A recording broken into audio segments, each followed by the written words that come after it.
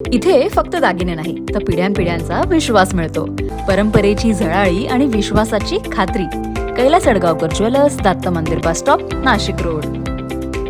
सिडको परिसरातील महाविद्यालयांच्या आवाराबाहेर तसेच सार्वजनिक ठिकाणी विनाकारण गर्दी करून उभे राहणाऱ्या आणि तरुणींची छेड काढत टवाळकी करणाऱ्या तरुणांवर अंबड पोलिसांनी कारवाईचा बडगा उगारला आहे.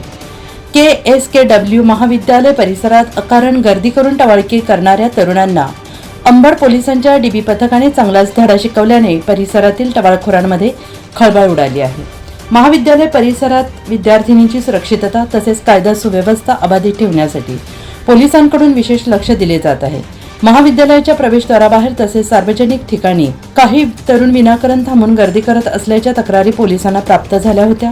त्यानुसार अंबड पोलिसांच्या DB पथकाने परिसरात गस्त वाढवत टवाळखोरांवर कारवाई केली आणि याबाबत अंबड पोलीस ठाण्याचे वरिष्ठ पोलीस निरीक्षक जयंत शिरसाट यांनी माहिती देताना महाविद्यालय परिसरात विद्यार्थिनी आणि नागरिकांच्या सुरक्षिततेला प्राधान्य असून कायदा हातात घेणाऱ्यांची गय केली जाणार नसल्याचं स्पष्ट केलं आहे.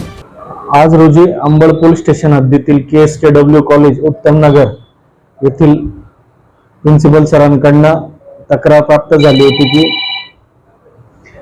शाळा सुरू होण्याच्या आणि कॉलेज सुटण्याच्या वेळेस काही टवाळखोर मुलं हे गेट जवळ मुलींची छेड काढतात, त्यांचा पाठलाग करत असतात. यावरून आम्ही अंबड पोलीस स्टेशनचा DB स्टाफ मार्फत सदर कॉलेजच्या समोरून शाळा सुटण्याच्या वेळेस कारवाईसाठी पथक पाठवले असता आम्हाला तिथं 7 टवाळखोर मुलं मिळून आलेले आहेत.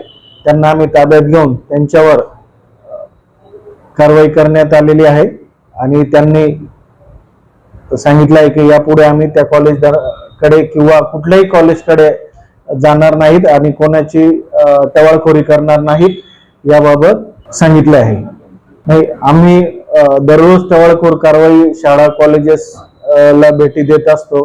आमचे दामिनी पथक आहे ते सुद्धा टवाळखोर कारवाई करत असतात. तरी जे अंबड पोस्ट हद्दीत असणारे मोकळे मैदान आहेत किंवा काही जागा आहेत मोक्याच्या त्या ठिकाणी दररोज अशी टवाळखोर कारवाई करणार आहोत. दरम्यान